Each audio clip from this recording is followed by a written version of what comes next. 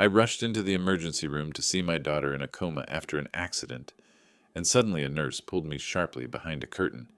Shh, hide and watch. Trust me. My heart was pounding when I looked inside. What I saw made my blood run cold. Before continuing, subscribe to our new channel, where we tell stories about men who take revenge on their insolent children, sons-in-law, and daughters-in-law.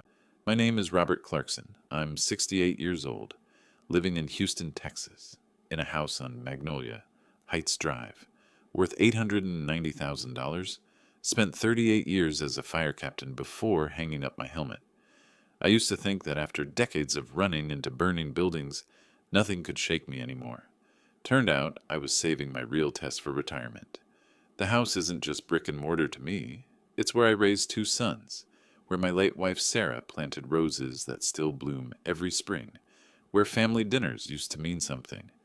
Now it feels more like a pressure cooker with the heat turned up, and I'm waiting for the explosion.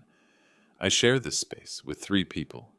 My daughter Danielle, 42, teaches music at the local middle school. She's got her mother's kind eyes and stubborn chin.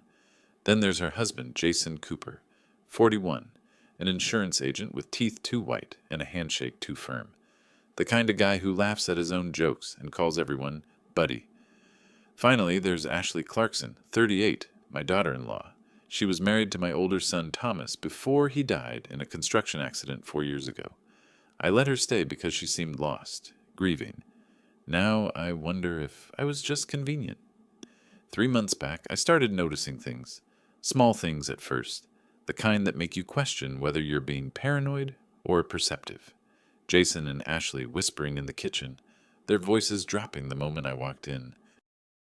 Ashley spending an unusual amount of time asking about my will, my retirement accounts, my plans for the property. Just want to make sure you have everything in order, Robert, she'd say with that practiced smile. Jason became my shadow whenever I met with my accountant or reviewed financial documents.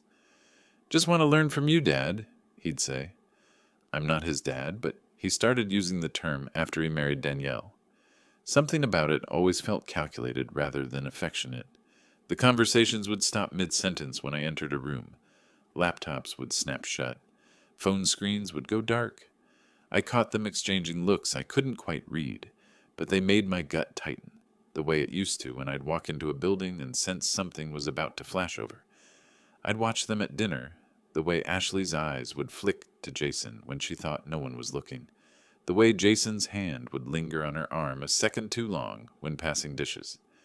Danielle never seemed to notice, too busy grading papers or planning her next lesson. My daughter has always seen the best in people. I used to think that was beautiful. Now it terrified me. Last week I walked past Jason's home office and heard him on the phone. Yeah, almost there. Just need the old man to cooperate. The house alone is worth nearly $900,000. It's all falling into place. He looked up, saw me in the doorway, and his expression shifted so fast it could have given me whiplash. Hey, Dad, just talking about a client's estate planning. You know how it is. I nodded slowly, filed it away in my mental evidence locker. That morning started like any other. I was in my workshop in the garage, restoring an oak chair I'd picked up at an estate sale. The familiar smell of wood stain and the rhythm of sanding helped me think. Danielle had already left for school. I heard Jason upstairs, getting ready for work. Ashley was supposedly job hunting, though I never saw evidence of any interviews. Around 10:30, my phone rang. Jason's name on the screen. Odd, since he should have been at the office by then. Dad, you need to get to Memorial Hermann Hospital, right now. His voice was frantic, breathless. It's Danielle. She fell down the stairs at home. She's not responding. They said she's in a coma. The world tilted. The chair I was holding clattered to the concrete floor. What? When did... My throat closed up. I came home because I forgot some files. Found her at the bottom of the staircase. Ambulance just took her. Please, just get here. The line went dead. I don't remember the drive to the hospital. One moment I was in my garage. The next I was parking at Memorial Hermann's emergency entrance, my hands shaking so badly I could barely turn off the ignition. Danielle was my baby girl, the one who used to fall asleep on my shoulder during late-night feedings, who brought me dandelions like they were roses, who still called me every Sunday morning just to check in. The emergency room was controlled chaos. Fluorescent lights too bright, voices too loud, that antiseptic smell that meant crisis and fear. I spotted Jason immediately, standing near the nurse's station, talking on his phone. He saw me and rushed over, his face a mask of concern. "They won't tell me much yet," he said, gripping my shoulder. "Something about head trauma and loss of consciousness. They're running tests." "Where is she? I need to see her." "They're still examining her. We have to wait." Everything in me wanted to shove past every door until I found my daughter, but I knew hospital protocols. I'd brought enough injured people here over the years, so I waited, each minute stretching like hours, while Jason paced and made hushed phone calls, and Ashley arrived 20 minutes later, her makeup perfect, her expression appropriately distraught. I started toward the examination area, ready to demand answers, when a hand closed firmly around my wrist. A nurse, mid-50s with iron-gray hair and sharp eyes, pulled me sideways behind a privacy curtain. "Mr. Clarkson, quiet. Stay here and watch. Trust me on this." Her name tag read, "Joan Wells. What are you—" "I need to see my daughter." "And you will. But first you need to see this." She positioned me where I could see through a gap in the curtain, directly into the emergency bay where Danielle lay on a gurney, tubes and monitors attached to her still form. My heart hammered against my ribs. Then I saw them. Jason and Ashley walked to Danielle's bedside, looking around first, checking if anyone was watching. Jason leaned close to my unconscious daughter, and I had to strain to hear his words through the gap. "Don't worry, babe. The old man will sign everything today. By the end of the week, the house will be ours, and we can finally start our new life together." Ashley smiled, and it was like watching ice crack across a frozen lake. Finally getting rid of that place and his boring lectures about responsibility and family values. The floor seemed to drop away beneath me. The words echoed in my skull, rearranging everything I thought I knew. They did this.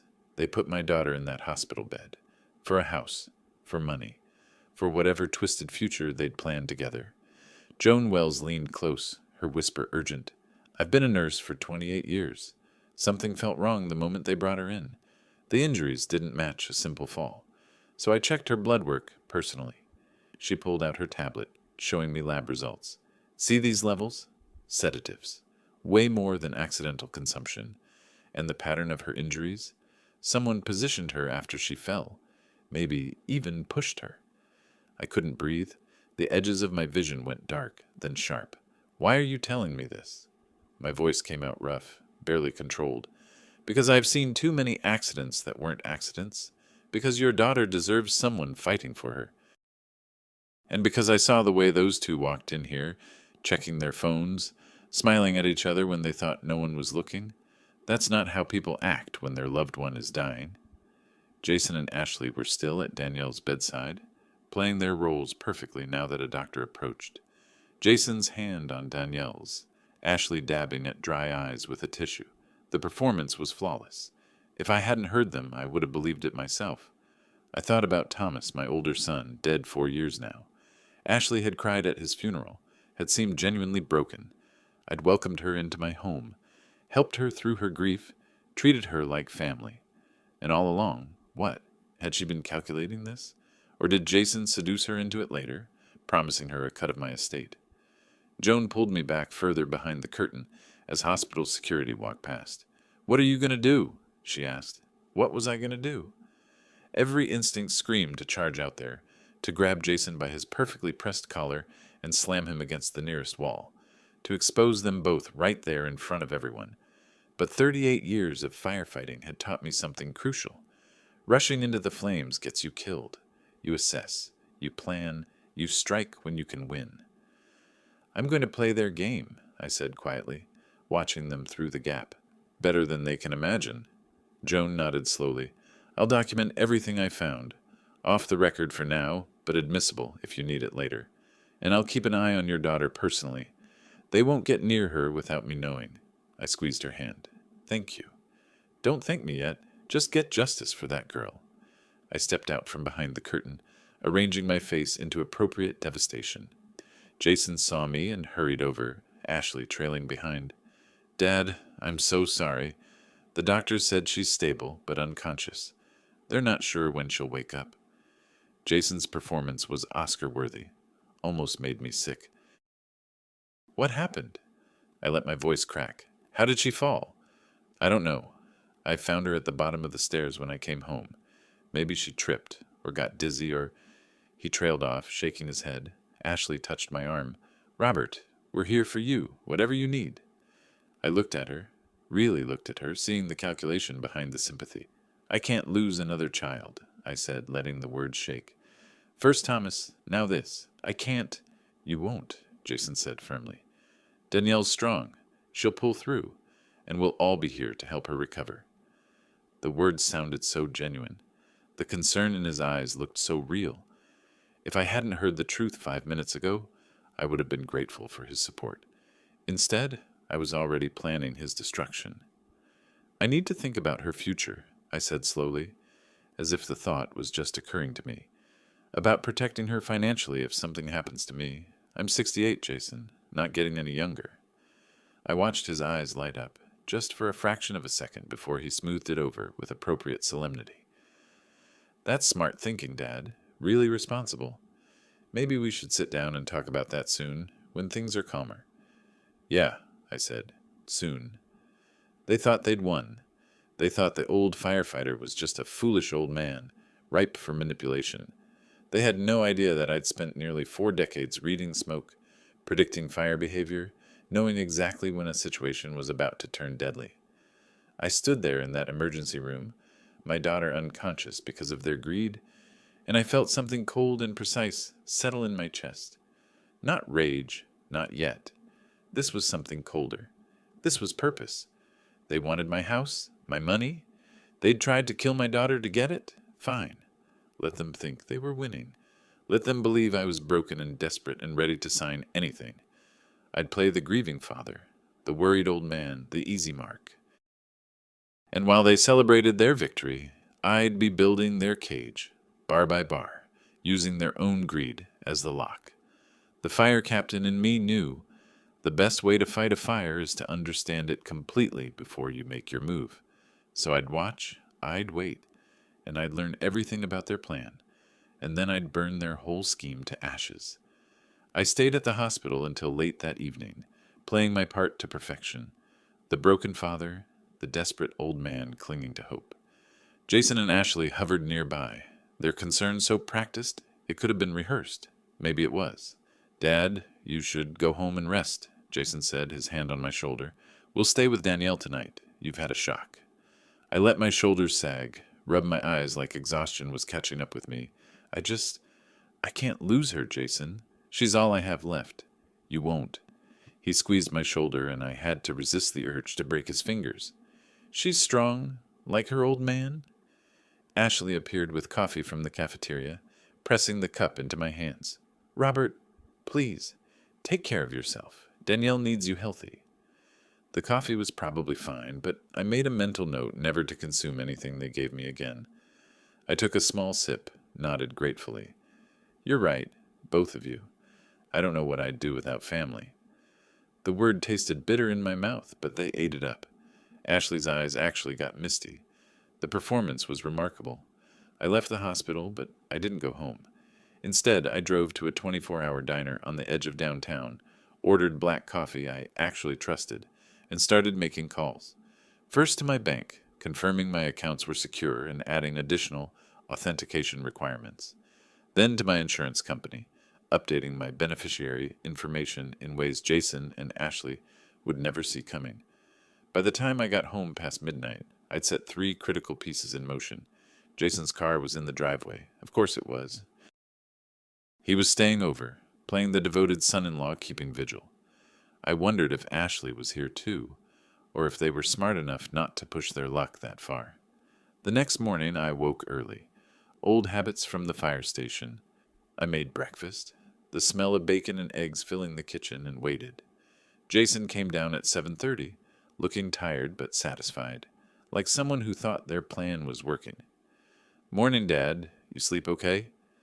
Not really. Kept thinking about Danielle.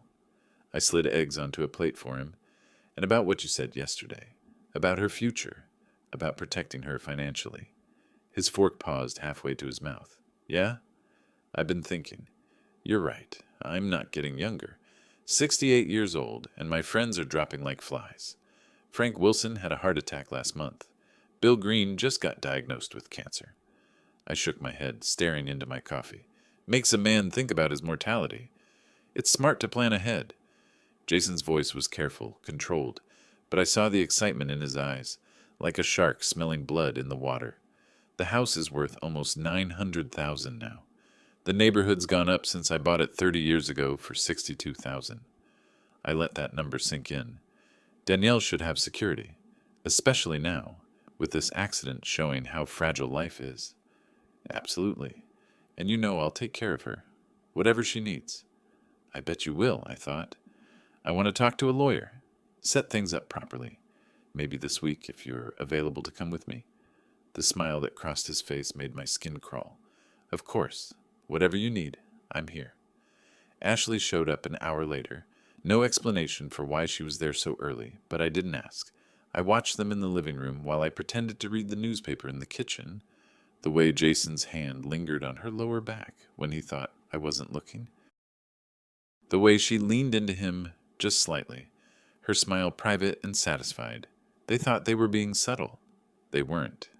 I spent the day observing them with new eyes. Every interaction was a revelation. When Ashley offered to help me with paperwork, I saw her scanning for financial documents. When Jason suggested we update my will just to be safe, I heard the calculation behind the concern. They moved through my house like vultures circling a dying animal, patient but eager. At lunch, Jason took a phone call in the backyard. I watched through the kitchen window as he paced, gesturing animatedly. When he came back in, he was smiling. Just work stuff. Client wants to increase their life insurance policy.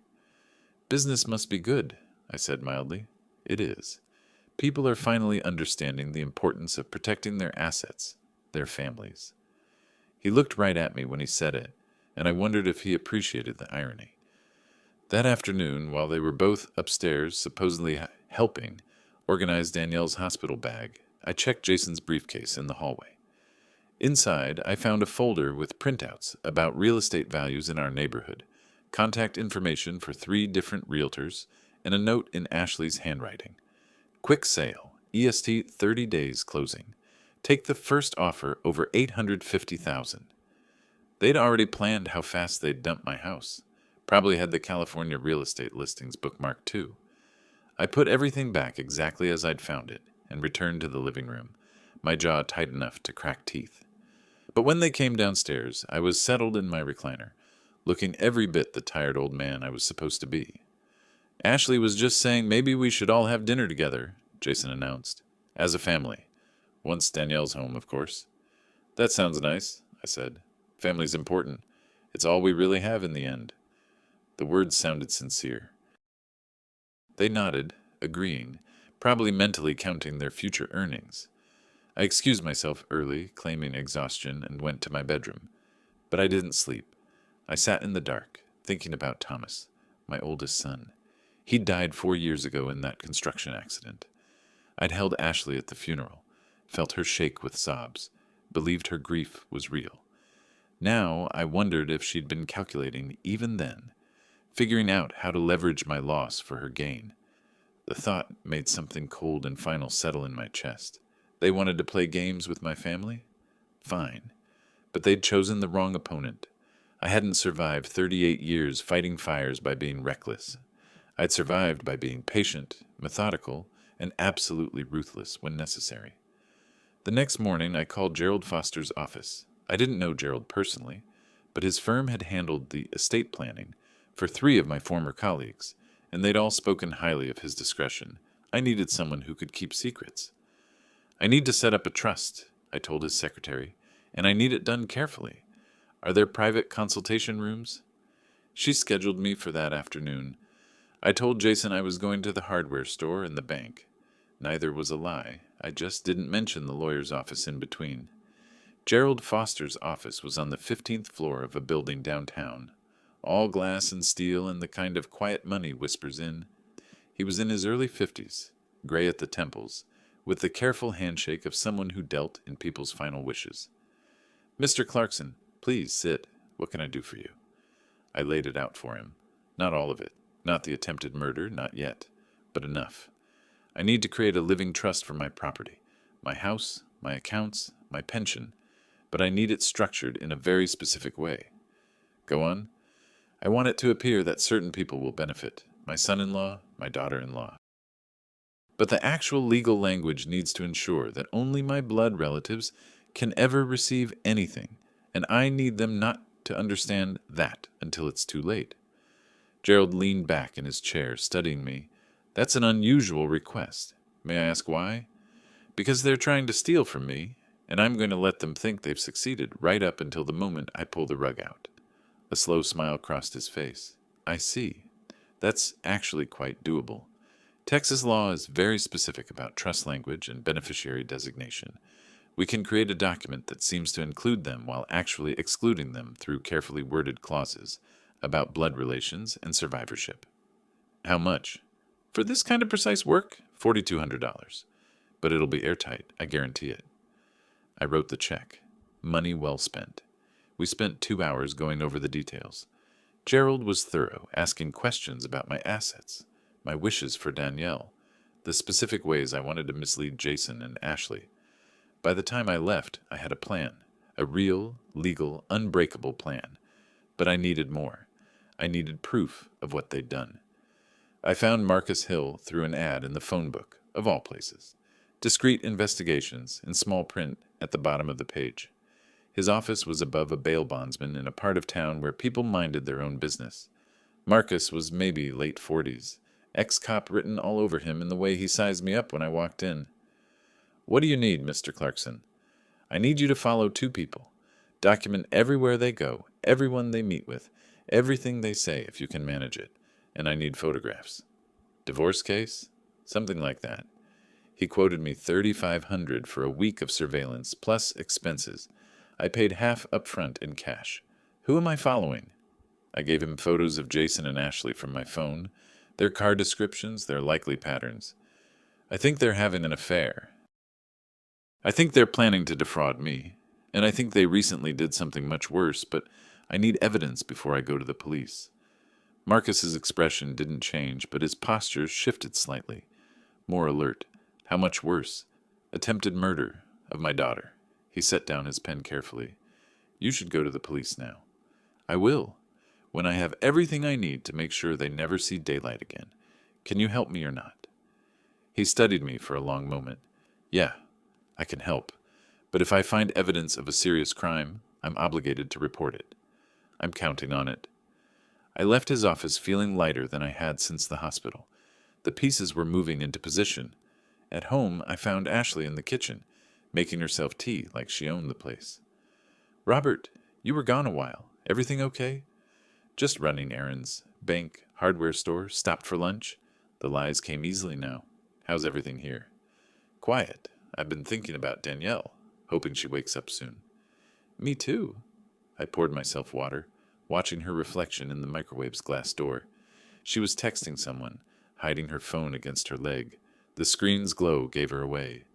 "You've been such a help, Ashley. Staying here, taking care of things. Thomas would have been proud." She looked up, and for just a second something flickered across her face. Guilt? Annoyance? It vanished too quickly to tell. "He was a good man. I miss him every day." "Liar. I'm going to make sure you're taken care of," I said, the words tasting like ash. "Your family. That matters to me." Her smile was radiant. "Thank you, Robert. That means everything." I went to my workshop in the garage, closed the door, and let myself feel the rage for exactly 60 seconds. Let it burn through me, hot and purifying. Then I locked it away and got to work sanding the oak chair, letting the rhythm calm my thoughts. They thought I was weak, thought I was stupid.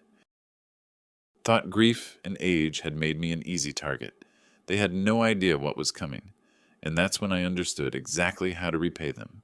Not just legally, not just financially. I was going to give them everything they wanted, or make them think I had, right up until the moment their world collapsed. I'd let them taste victory so completely that the loss would destroy them. The trap was set. Now I just had to wait for them to walk into it. 6 days after Danielle's accident, she opened her eyes. I was there, sitting beside her hospital bed, when her fingers twitched and her eyelids fluttered. The relief hit me like a physical force, but I kept it controlled, measured. "Dad?" Her voice was barely a whisper. "I'm here, sweetheart. Right here." The doctors came, ran their tests, declared it a miracle. Jason and Ashley arrived within the hour, their concern perfectly calibrated. Jason held Danielle's hand, tears in his eyes that might have even been real. Ashley dabbed at her own eyes with a tissue, whispering about prayers being answered. I watched them perform their roles and said nothing. Over the next few days, as Danielle recovered, I visited her alone during the hours when Jason was supposedly at work and Ashley was supposedly running errands. I sat in the chair beside her bed, keeping my voice low. "Do you remember what happened?" I asked her. She frowned, trying to piece it together. "Jason brought me coffee. I remember that. It tasted a little bitter, but I thought maybe the cream had gone bad. Then I felt dizzy, really dizzy, like the room was spinning. And then I was at the top of the stairs. I remember thinking I needed to sit down. Then nothing. Just waking up here." She looked at me, confusion clouding her eyes. "Dad, did I fall?" I could have told her then, could have shown her everything Marcus had already uncovered, but something held me back. If I told her now, while she was still weak, while she was still in the hospital, surrounded by Jason's visits and Ashley's fake sympathy, she might crack, might give it away. So I lied. "You fell, sweetheart. It was an accident. But you're going to be okay." She believed me because she had no reason not to, because she still trusted her husband. The thought made my chest tight with rage and something darker. Meanwhile, Marcus was earning every dollar of his fee. A week after I hired him, he called me with an update. We met at a coffee shop 3 blocks from my house, far enough that Jason and Ashley wouldn't accidentally spot us. He slid an envelope across the table. "You're going to want to look at these in private?" I opened it anyway. Photographs spilled out. Jason and Ashley in a motel parking lot, their bodies pressed together against his car. Ashley's hand in his hair, his hand on her lower back, intimate and familiar. More photos inside the motel window, curtains open just enough for a telephoto lens to catch them. "There's more," Marcus said. "Audio. I followed them after they left the motel. They stopped at a bar, sat in his car in the parking lot. Texas is a one-party consent state, and I was in a public parking lot, so the recording is admissible." He handed me a small digital recorder. I pressed play, and their voices filled my earbuds. Jason's voice. "Once the old man signs the trust documents, we're golden. The house is worth $890,000, easy. We sell it, split the money, and we're gone." Ashley's voice. "What about Danielle?" "What about her?" "We'd divorce her, tell her we grew apart. She'll be so broken up about losing me, she won't even fight it. Plus, with her medical bills from the accident, she'll need the insurance settlement more than a share of the house." They laughed, actually laughed. I handed the recorder back to Marcus, my hands steady despite the white-hot fury burning through my veins. "Is this enough? Enough to prove an affair and intent to defraud? Absolutely. Enough for attempted murder? That's trickier. The nurse's testimony helps. The medical records help. But you need more. Direct evidence. Then find it." 2 weeks crawled by. Danielle came home, still weak but recovering. Jason was attentive, bringing her pillows, adjusting her blankets, cooking her meals. Ashley helped too, cleaning the house, doing laundry, playing the devoted family member. I watched them both with new eyes, seeing the calculation behind every gesture. When Jason brought Danielle tea, I saw him checking her reaction, gauging her suspicion level. When Ashley asked me about my day, I heard her fishing for information about my financial plans. Then came the moment I'd been building toward. 3 weeks after Danielle's accident, I called a family meeting in the living room. Jason and Ashley arrived within minutes, sensing opportunity. "I've been thinking," I began, settling into my chair with what I hoped looked like exhaustion, "about Danielle's accident, about mortality, about how quickly things can change." Jason leaned forward, predatory attention masked as concern. "We've all been thinking about that, Dad. You were right, Jason, what you said at the hospital. I need to plan for the future, for Danielle's future. I paused, let the words hang. I want to set up a living trust. Ashley's eyes sharpened. What's that exactly? I explained it slowly, carefully, feeding them the lie Gerald Foster had helped me craft. It's a way to transfer assets without probate. The house, my accounts, everything goes into the trust. Danielle becomes the primary beneficiary, but you, Jason, as her husband, would be co-trustee. It means if something happens to me, the transition is immediate. No courts, no delays. The look that passed between them was pure greed, barely disguised as relief. That's very responsible of you, Jason said, his voice steady but his eyes glittering. When were you thinking of doing this? Soon. My lawyer can have the documents ready within the week. Your lawyer? Ashley's tone was casual, but I caught the edge of concern. We could help you find someone if you need recommendations. Already have someone, Gerald Foster. He's handled estate planning for several of my colleagues from the fire department. I watched them process this, saw the moment they decided it didn't matter. They'd outsmart whatever lawyer I hired. They always did, didn't they? A week later, we sat in Gerald's office on the 15th floor of the Texas Tower. The city spread out below us, Houston stretching to the horizon. Gerald was perfect, playing his role as the slightly bored estate attorney who'd seen 1,000 of these meetings. Mr. Clarkson wants to establish a revocable living trust, Gerald explained to Jason and Ashley. The primary asset is the property at Magnolia Heights Drive, currently valued at $890,000. Jason couldn't hide his smile. Ashley managed better, but her hands trembled slightly as she touched the pen Gerald offered her. As co-trustees, Gerald continued, you'll have certain administrative responsibilities, but the beneficial interest belongs to Miss Danielle Clarkson Cooper, with contingent benefits to Mr. Jason Cooper as her spouse. It was all lies. The real document, the one I'd actually signed, contained clauses they'd never see. Provisions that limited beneficiaries to blood relatives only. Language that would exclude Jason automatically upon divorce or death.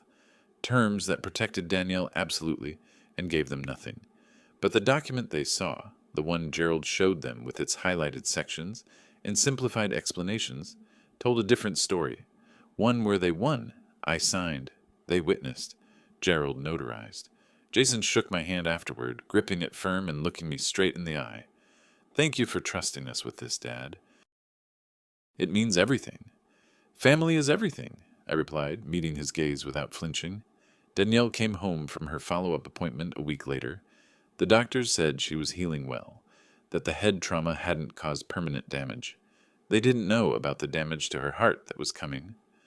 I waited until evening, until Jason was at what he claimed was a late client meeting, and Ashley had gone to her room. Then I sat Danielle down at the kitchen table. I need to show you something, I said, and I need you to stay quiet until I'm finished. Her expression shifted from curious to concerned. Dad, you're scaring me. I know, but you need to see this. I opened my laptop and started with the photographs. Danielle stared at the screen, her face draining of color as image after image appeared.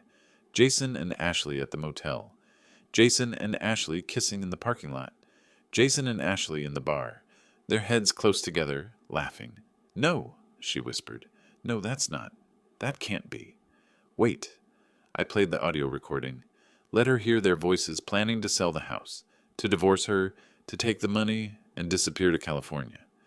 She listened to the whole thing, sitting perfectly still except for the tears streaming down her face. When it finished, she looked at me with eyes that held something I'd never seen there before. Rage. They tried to kill me, she said, her voice flat and cold. The coffee, the dizziness. They drugged me and pushed me down the stairs. Yes, for money. For a house and money. Yes. She stood up, paced to the window, her hands shaking. What are we going to do? Trust me, I said. They think they've won. They think the house is theirs, that I've handed them everything on a silver platter. But the trust documents they saw, they're not real. The real documents protect you completely. They'll never see a dime. She turned, and despite the tears, she was smiling. It wasn't a happy smile. It was something harder, sharper. Good. What else? We wait. We let them celebrate, let them plan their future, and then we make sure they spend that future in a prison cell. Over the next 2 weeks, Marcus continued his surveillance. He caught Jason meeting with a realtor, discussing how quickly they could sell a property in our neighborhood. The realtor, bless her mercenary heart, was happy to talk numbers. 890,000, maybe 900 if they waited for the right buyer. How soon could we list it? Jason asked on the recording Marcus provided. Anytime you want, the realtor replied. Is the owner ready to sell? He will be. Soon. Marcus caught Ashley, too, at a travel agency, looking at rental properties in San Diego. Beachfront apartments, 2 bedrooms, monthly rates that started at $4,500. She was already spending my money in her head. The evidence piled up. The affair, the conspiracy, the intent to defraud. But attempted murder was harder to prove. We needed something concrete, something undeniable. Then Marcus found it. He showed up at my door 3 weeks after I'd hired him, his expression grim. You need to see this. We sat in my garage workshop, the door closed, the oak chair I'd been restoring providing a strange sense of normalcy. Marcus opened his laptop. I went back through Jason's trash from the week of Danielle's accident, paid the garbage company for access to the specific bags from your address. He pulled up photos. Found this. An empty prescription bottle. Zolpidem. Sedative medication. Prescribed to Ashley Clarkson, filled 2 weeks before Danielle's fall. The bottle should have had at least 20 pills left. It was empty. And this, Marcus continued, showing me another photo. Coffee grounds from your kitchen trash, from the morning of the accident. I had them tested. Traces of Zolpidem in the grounds. My hands clenched on the workbench. That's enough? Combined with the medical evidence, the nurse's testimony, the suspicious circumstances? Yeah, that's enough.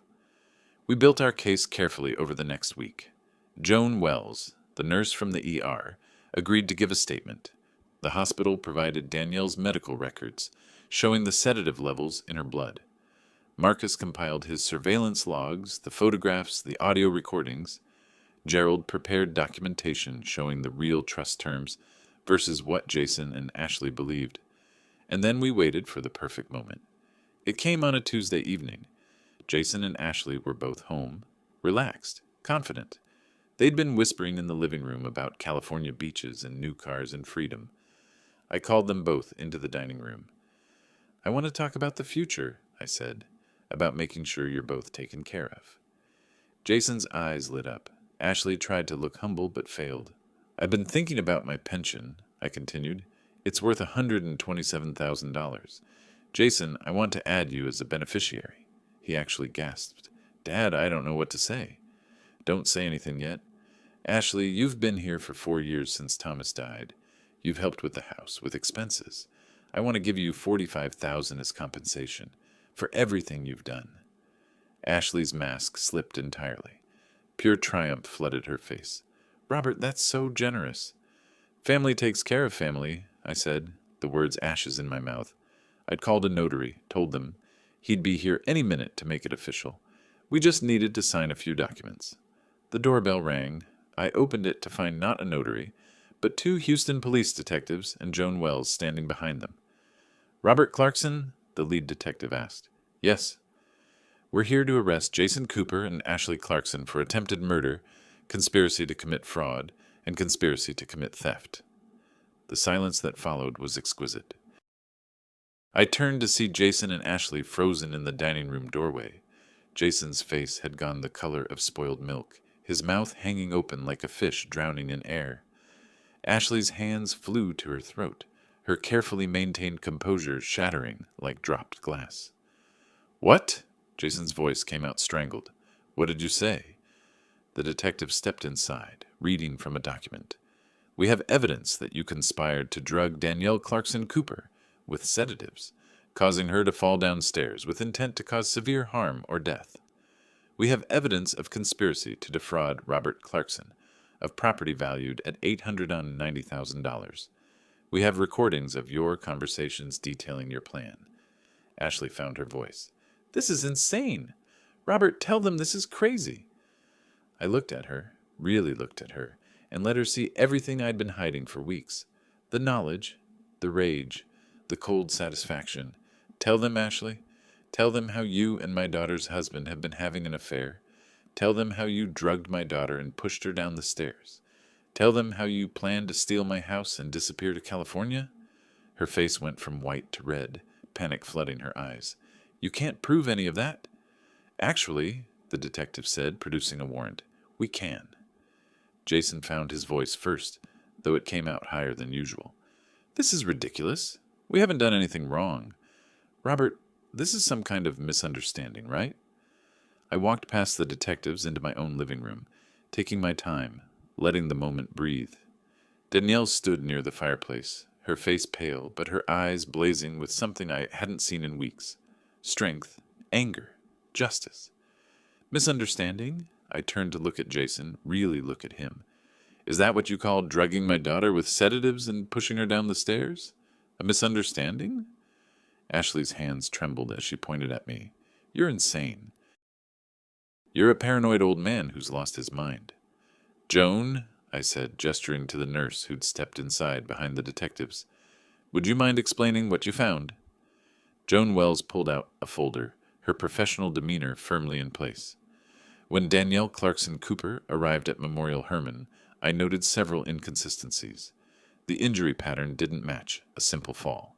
The bruising on her shoulders suggested she'd been grabbed or pushed, and her blood work showed zolpidem levels consistent with someone who'd been drugged, not someone who'd accidentally taken medication. That doesn't prove anything, Jason said, but his confidence was cracking like thin ice. The lead detective, a man named Rodriguez, who'd been briefed thoroughly by Marcus and Gerald, opened his own file. We have the empty prescription bottle from your trash, Mr. Cooper. Zolpidem prescribed to Ashley Clarkson. We have coffee grounds from your kitchen trash, tested positive for the same medication. We have Nurse Wells's testimony about the suspicious nature of the injuries and the sedative levels. And, I added, unable to keep the satisfaction from my voice, we have you two on recording planning to steal my house. Ashley's face went from red to white. What recording? I nodded to the detective, who pulled out a small digital player. He pressed play, and their voices filled my living room. Jason's voice. Once the old man signs the trust documents, we're golden. The house is worth $890,000. Easy. Ashley's voice. What about Danielle? Jason's voice. What about her? We divorce her, tell her we grew apart. She'll need the insurance settlement more than a share of the house. Their laughter on the recording sounded obscene in the silent room. Jason's face had transformed.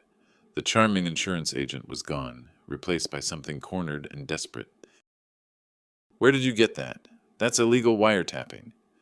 Actually, Marcus Hill said, stepping through the door behind the officers. I'd asked him to be here for this moment. It's completely legal. Texas is a one-party consent state for recordings in public spaces.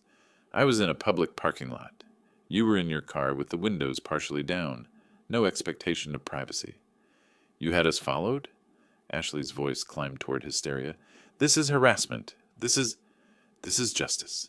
Danielle spoke for the first time, her voice steady despite the tears on her cheeks. You tried to kill me, Jason. You poisoned me. You pushed me down the stairs. For money. Baby, no, you don't understand. Jason started toward her, but Detective Rodriguez stepped between them. Don't, the detective said quietly. Mr. Cooper, Miss Clarkson, we also have evidence of your affair, your meetings with realtors to sell this property, and your plans to flee to California. We have statements from the realtor you contacted about quick sales after the owner's death. We have your search history on your phone, warrants already been served to your cell provider, showing you researched sedative dosages and how to make accidents look authentic. The room fell silent except for Ashley's ragged breathing. She looked at me, and I saw the moment she understood, really understood. You knew, she whispered, all along. The trust documents, the pension, the money you offered us today. You knew everything. I knew from the moment Joan pulled me behind that curtain in the ER and let me watch you two celebrate over my daughter's hospital bed. I kept my voice even, cold. I heard you planning to take my house. I heard you dismiss Danielle like she was trash you needed to dispose of. The trust, Jason said suddenly, desperately. The living trust we signed. It's not real, is it? I smiled. Couldn't help it. Oh, it's real. Legally binding, notarized, filed with the county. But the version you saw? That was just for show. The real document, the one I actually signed, specifies that beneficiaries must be blood relatives only. You were never going to get a cent, Jason. And Ashley? You signed away any claim you might have had to Thomas's portion when you witnessed those documents. Gerald Foster stepped in from the hallway where he'd been waiting. I made sure everything was airtight, Robert. They have no legal claim to anything. You set us up, Ashley said, her voice hollow. This whole thing was a trap. No, I corrected her. You set yourselves up when you decided to murder my daughter for money. I just made sure you'd get what you deserved. Detective Rodriguez pulled out handcuffs.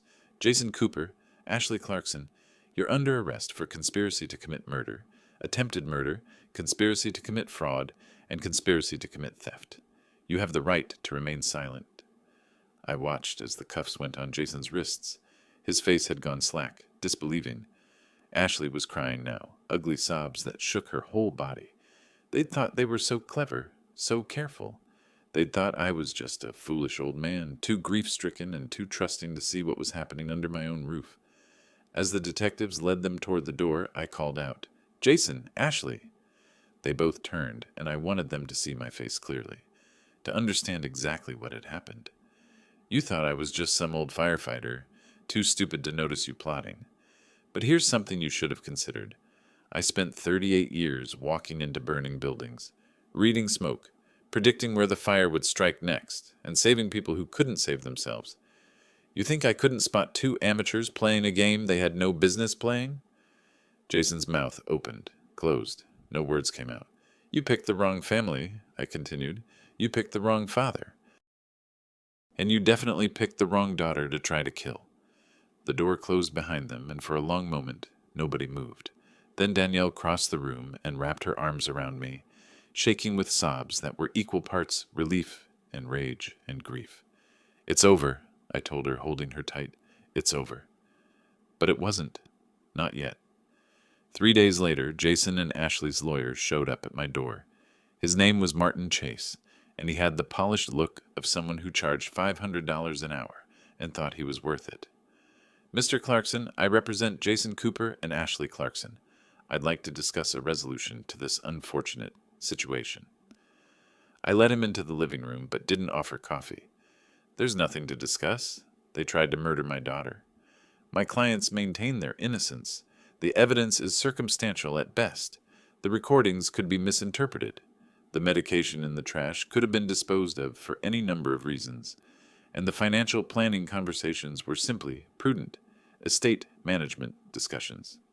He was good. I'd give him that. Smooth, confident, selling his story like it was the truth. Your clients drugged my daughter and pushed her down the stairs so they could steal my house and run off to California together. I said flatly, the evidence isn't circumstantial. It's overwhelming. Nevertheless, Chase continued unruffled, a trial would be lengthy, expensive, and emotionally devastating for your daughter. My clients are prepared to offer a plea agreement. Jason will divorce Danielle quietly. They'll both leave Houston, and you'll drop the charges. No. Mr. Clarkson, be reasonable. Reasonable? I leaned forward. You want reasonable? I'll tell you what's reasonable. Your clients face trial, get convicted, and spend the next decade or more in prison. That's reasonable. Chase's expression hardened. If this goes to trial, we'll paint a very different picture. A grief-stricken widower, overcome with paranoia.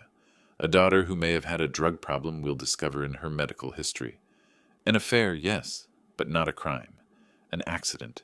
Tragic, but not intentional. And a bitter old man looking for someone to blame. My jaw tightened. Get out of my house. Think about it, Mr. Clarkson. Think about what a trial will do to Danielle. Think about her having to testify, having to relive the trauma.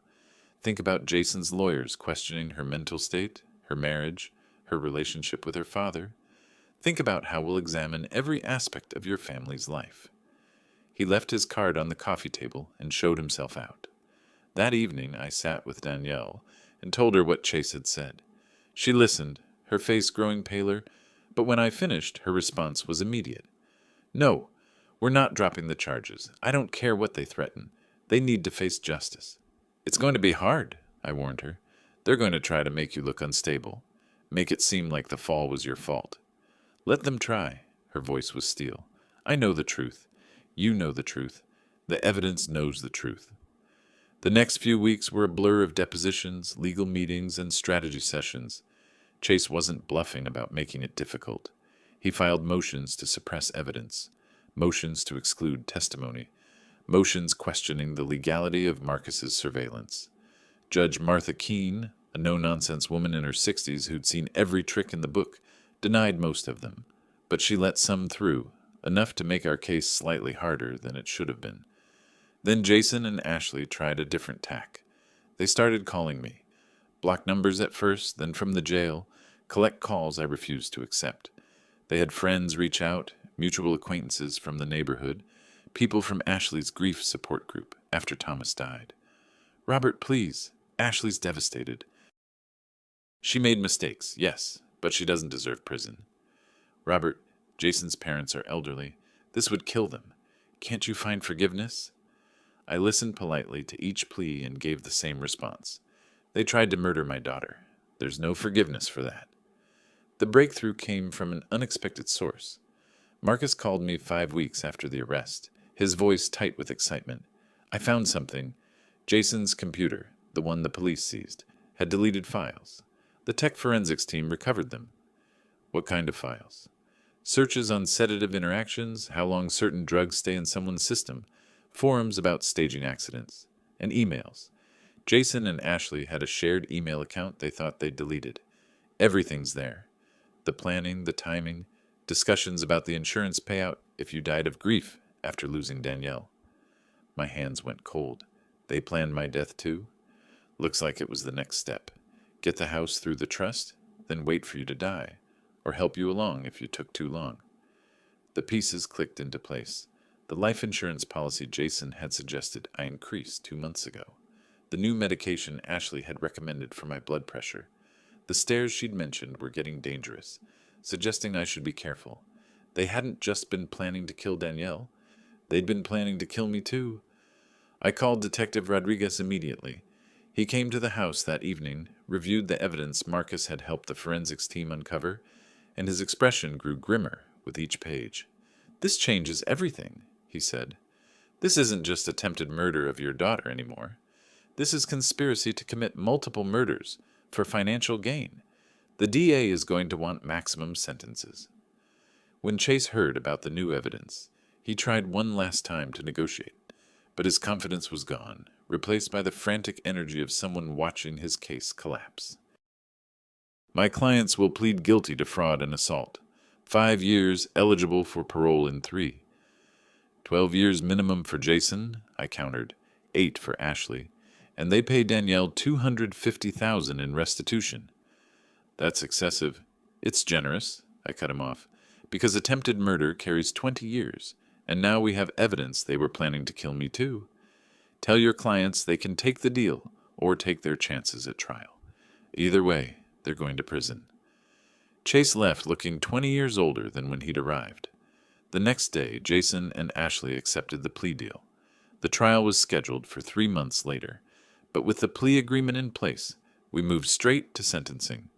The courtroom in Harris County was exactly what you'd expect: wood paneling, fluorescent lights, and the heavy smell of old books and anxiety. I sat in the gallery with Danielle beside me, her hand gripping mine so tight I could feel her pulse. Joan Wells sat behind us, having taken the day off from the hospital to see this through. Marcus Hill was there too, along with Gerald Foster. They'd become more than just professionals I'd hired. They'd become witnesses to justice. Jason and Ashley were led in wearing orange jumpsuits, their hands cuffed. The transformation from the confident schemers who'd lived in my house to these defeated figures was startling. Ashley's hair hung limp, no makeup, none of the careful grooming she'd always maintained. Jason's shoulders slumped forward, his expensive insurance agent charm completely stripped away. Judge Martha Keene entered, and everyone stood. She was a woman who didn't waste time with pleasantries. The moment she sat, she got to business. This court has reviewed the plea agreement between the state of Texas and defendants Jason Cooper and Ashley Clarkson. Mr. Cooper, you've agreed to plead guilty to attempted murder, conspiracy to commit fraud, and conspiracy to commit theft. Miss Clarkson, you've agreed to plead guilty to attempted murder as an accessory and conspiracy to commit fraud. Is this correct? Their lawyer stood. Yes, Your Honor. Before I accept these pleas, I want to hear from the victims. Mr. Clarkson, would you like to make a statement? I stood slowly, gathering my thoughts. I'd planned what I wanted to say, but now, facing them, the words needed to be different, more honest. Your Honor, these two people lived in my home. I fed them, sheltered them, treated them like family. Ashley was married to my son Thomas before he died. I held her at his funeral. I let her stay in my house, rent-free, for 4 years, because I thought she was grieving, struggling, needed support. Ashley's head dropped lower. Jason married my daughter. I welcomed him into my family, paid for their wedding, helped them when they had financial troubles, and they repaid that kindness by drugging my daughter with sedatives and pushing her down the stairs. They tried to murder her so they could steal my house and run away together. I paused, letting that sink in. Judge Keene was watching me carefully, her expression neutral but attentive. The evidence shows they were planning to kill me too once they had the house. They researched how to make it look like natural causes. They calculated insurance payouts. They treated my life and my daughter's life like line items in their budget. Jason's lawyers shifted uncomfortably. There was no good defense for this, and he knew it. But here's what they didn't count on, I continued. They thought I was just a tired old man, too trusting and too stupid to see what was happening. They forgot that I spent nearly 4 decades as a firefighter. That job taught me to spot danger before it became a disaster, to read people under pressure, to stay calm when everything's burning down around you. I looked directly at Jason and Ashley. They picked the wrong family to betray. Judge Keene nodded. Thank you, Mr. Clarkson. Miss Clarkson Cooper, do you have a statement? Danielle stood, her voice shaking but determined. Jason was my husband. I loved him. I trusted him completely. And he drugged me. He pushed me down the stairs. He planned to kill me and take everything my father worked for. Tears streamed down her face, but her voice grew stronger. I woke up in a hospital, confused and in pain, and he stood at my bedside pretending to care while planning with his lover how to finish what they started. That's not just betrayal. That's evil. Ashley made a sound, something between a sob and a protest, but her lawyer put a hand on her arm. I want them to serve every day of their sentence, Danielle finished. I want them to understand that you can't destroy people's lives without consequences. The judge asked if the defense wanted to speak. Chase stood, made a half-hearted attempt to paint his clients as desperate people who made terrible mistakes, but even he sounded defeated. How do you defend attempted murder for money? Then came the moment we'd all been waiting for. Judge Keene looked at Jason and Ashley with an expression that could freeze fire. In my 30 years on the bench, I've seen a lot of greed, but this case represents something particularly vile. You targeted a family that trusted you. You attempted to murder a young woman whose only crime was loving the wrong man. And your plan included murdering a 68-year-old man who'd shown you nothing but kindness. She picked up her gavel. Jason Cooper, I sentence you to 12 years in the Texas Department of Criminal Justice with no possibility of parole before serving at least 85% of your sentence. Ashley Clarkson, I sentence you to 8 years under the same terms. Additionally, you will jointly pay restitution to Danielle Clarkson Cooper in the amount of $250,000. The gavel came down with a sound like thunder. Jason's face crumpled. He actually started crying. These pathetic, hiccuping sobs. This isn't fair. We just wanted a better life. You wanted a better life? Judge Keene's voice cut through his whining like a blade. You tried to murder 2 people. You don't get to complain about fairness. Ashley was silent, staring at the table in front of her. I watched her shoulders shake, watched the reality sink in. 8 years. She'd be 46 when she got out. No house, no money, no future with Jason, even if their relationship survived prison. As the bailiffs led them away, Jason turned back one last time. His eyes found mine, and in them I saw something I'd been waiting for. Recognition, understanding, the complete comprehension that he'd lost everything. I didn't smile, didn't gloat, just held his gaze until he looked away. 3 months later, I sat on the back porch of my house on Magnolia Heights Drive, watching the sun set over Houston. The house was appraised at $920,000 now. The neighborhood kept getting more valuable, which would have made Jason and Ashley sick if they'd known. Danielle came out carrying 2 glasses of iced tea. She'd gotten her divorce finalized the week before. Jason had signed everything from prison without protest. His parents had come to the house once, crying and apologizing, asking if there was anything they could do. I'd told them gently that their son's choices weren't their fault, and sent them on their way. "How are you feeling?" I asked as Danielle settled into the chair beside me. "Free," she said simply. For the first time in months, actually free. We sat in comfortable silence for a while. The house felt different now, lighter. The weight of betrayal and conspiracy had lifted when Jason and Ashley were led away in handcuffs. "Dad," Danielle said eventually, "can I ask you something?" "Anything." "How did you know? I mean, really know? Before Joan showed you what they said in the hospital?" I thought about that. "You remember how I used to tell you and Thomas about reading smoke when you were kids? You said smoke tells you where the fire's going before the fire knows itself." "Exactly. People are like that too. They give off signals. Jason and Ashley started giving off signals 3 months before your accident. The way they looked at each other when they thought no one was watching. The whispered conversations that stopped when I entered the room. Ashley asking about my will, my accounts, my plans for the house. Jason suggesting I update my life insurance. I took a sip of tea. Individually, those things could be innocent. Together, that's smoke. And where there's smoke, there's fire coming. The trust documents," Danielle said. "The ones they thought they signed. Gerald really made fake versions? 2 sets of everything. One set that said what I told them it said, that they'd be co-trustees with you, that they'd have access to the property. Another set, the real one, that specified beneficiaries must be blood relatives of mine. They never even questioned it because greed makes people stupid. They saw what they wanted to see." Danielle laughed, but it wasn't a happy sound. "I married him. I shared a bed with someone who could plan to murder me." "You married who you thought he was," I corrected. "The real Jason Cooper, the one who could drug you and push you downstairs. You never met him until it was almost too late." We watched the sunset paint the sky in shades of orange and purple. The city sprawled out below us, millions of lives being lived, most of them honest, some of them not. "What about Ashley?" Danielle asked. "Do you think she ever really loved Thomas?" That question had haunted me too.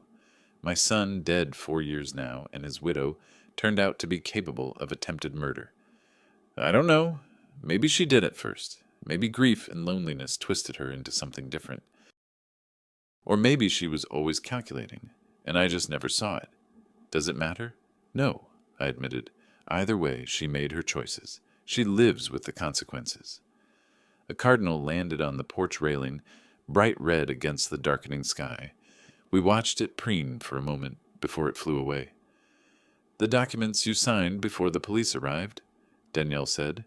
"The ones about the pension and the money for Ashley." I smiled. "Also fake. Gerald prepared them that morning, knowing the police would arrive during the signing. Maximum psychological impact. Let them think they'd won everything right before they lost it all. That's cold, Dad. They tried to kill my daughter. Cold was appropriate." She reached over and squeezed my hand. "Thank you. For protecting me. For getting justice. For being the kind of person who fights back. You would have done the same for me? Maybe. But I didn't see it coming. You did." I shrugged. "Different skills. You teach music to middle schoolers. That requires the patience of a saint. I walk into burning buildings and read smoke. We all have our talents." The sky deepened to indigo. Lights came on across the neighborhood, warm yellow windows promising dinners and conversations and normal family life. The kind of life we could have now, without betrayal, lurking in the spare bedroom and poison in the coffee. "What now?" Danielle asked. "Now we live," I said. "You teach your students. I restore furniture and volunteer at the Veterans Center. We have Sunday dinners. We make new memories in this house that aren't tainted by their schemes." "And if I want to date again someday?" I pretended to think about it. "I'll run a full background check, hire Marcus to follow them for a month, and have Gerald review their financial history." She laughed, a real laugh this time. You're joking. Am I? Dad? Fine, but I get to meet them first, and I will be watching for smoke. She stood, kissed my forehead. Deal. I'm going to make dinner. Pasta okay? Perfect. She went inside, and I sat alone with my thoughts as the last light faded from the sky. Somewhere across the city, Jason sat in a cell, facing 12 years of concrete and regret. Ashley had 8 years to think about what greed had cost her. And here I was, 68 years old, sitting on the porch of a house they'd killed for but would never have. Justice, I thought, tastes better than revenge. I raised my glass of tea to the empty evening. To Thomas, I said quietly, I wish you were here. I wish Ashley had been the person we thought she was. But she wasn't, and now she and Jason are paying the price for their choices. The cardinal returned to the railing, watching me with bright, intelligent eyes. And to Danielle, I continued, who survived their worst, who's stronger than they ever guessed. I finished the tea and stood. The house waited behind me, warm and safe, all mine. Well, mine and Danielle's, the way it should be. Inside, I could hear Danielle singing while she cooked. Something about that sound, that simple evidence of her being alive and happy and free, made everything worth it. The planning, the acting, the cold calculation required to beat Jason and Ashley at their own game. I'd spent 38 years fighting fires. Turned out I was just as good at fighting predators, and I'd won. If you like this story, subscribe to our new channel and listen to a few stories there. You can find the link to it in the collaboration or description of this video or in the comments. Subscribe so you don't lose us, because this channel may soon cease to exist.